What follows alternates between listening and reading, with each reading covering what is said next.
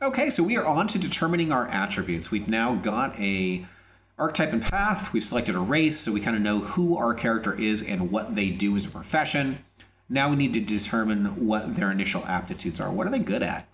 You can see here we've got a scale that'll tell you sort of what each of these ranks means. So if somebody only has a 1 in something, they're terrible at it. If they have a 5, they're absolutely peak human. That's as good as you could be as a human being. And most people, of course, are going to fall somewhere in between. By default, all of your attributes start at 2. So unless you take a flaw, you're average at everything. You're not terrible at anything. And obviously, if you want a flaw, you can choose to be terrible at something, which is just fine.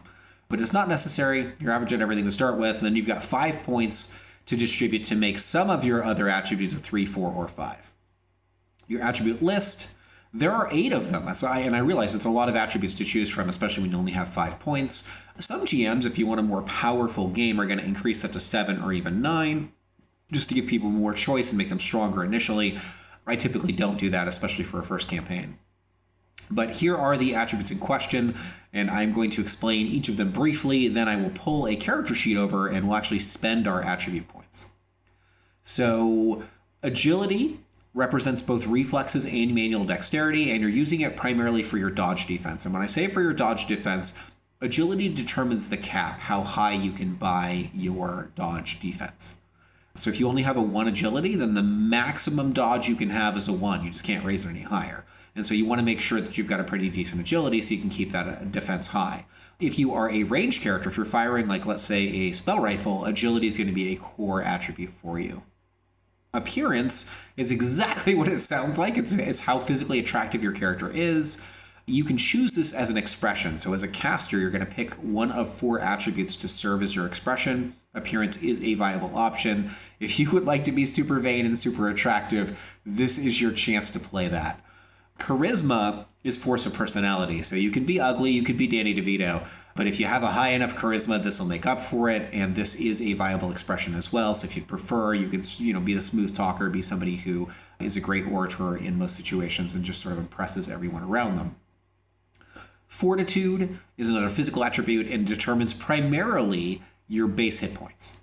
So you're getting 5 hit points per point of fortitude. That means as a default, all characters will get 10 hit points for having a 2 fortitude unless they choose to raise it.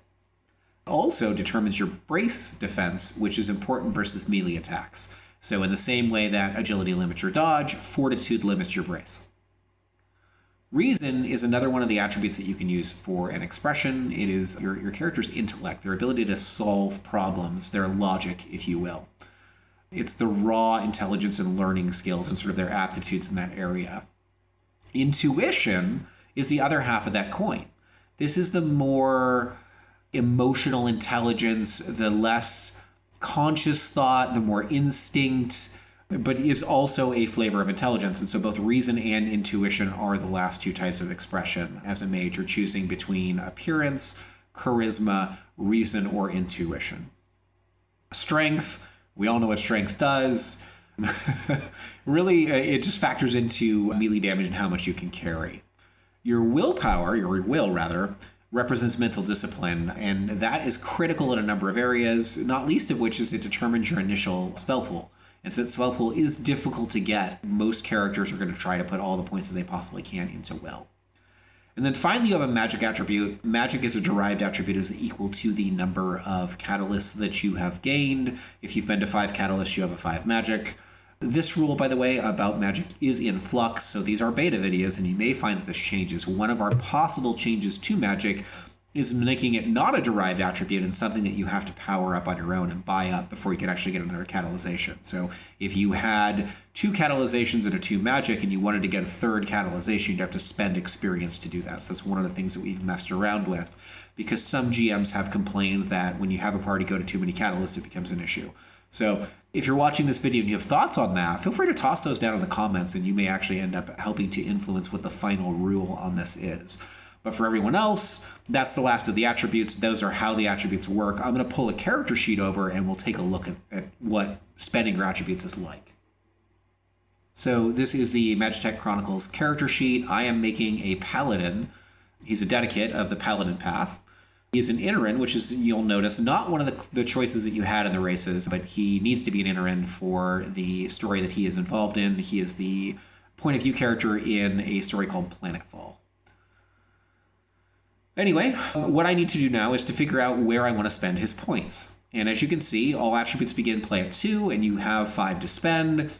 So initially, I'm thinking, okay, well, I can make him a very physically active character. I can give him that 5 fortitude. I'll have a whole bunch of hit points.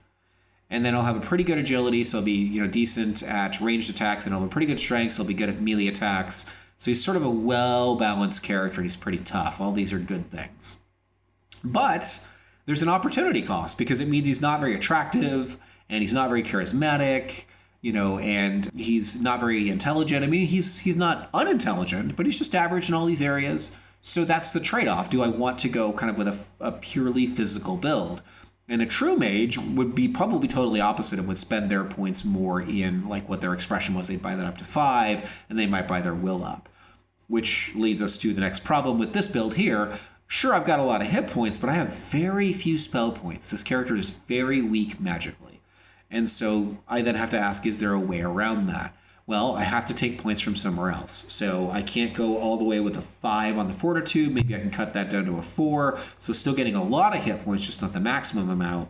And then I raise that will to 3, so I've got more spell pool right off the bat. So this looks like a fairly strong build to me. Because my race is Interin, Interins have the same stat modifiers as Cheyennes, and if you remember, that means a +1 to reason and a +1 to appearance. So my final stats after factoring in my race and spending the 5 points I have available are as follows. I've got that 3 agility, so I'm pretty decent. I've got a 4 fortitude, so I'm really tough. And then I'm good at strength, reason, and will. So lots of stuff above average. I'm not excellent in any one area. I'm not focused like a war mage might be. A war mage would probably have like maybe a 5 agility and or a 5 strength. They'd be really, really focused on that offense. Whereas as a paladin, I want to be more balanced and I want to be tougher. And so that's kind of how I chose to spend my attributes. So that gives you an example of how attributes are spent. As a final reminder, now having seen a set of attributes, I'll pull that back over real quick. You can see it next to the attribute ranks here. So I'm gifted in a few areas. I'm a prodigy in one area, so I'm extremely tough, and then average at a lot of other stuff. And you will see one more step in character creation where these are modified again, and that's the perks and flaws. We'll be choosing in perks and flaws whether or not we want to raise, or lower anything else. So it's not quite set in stone at this point, but this is showing you how you do attributes.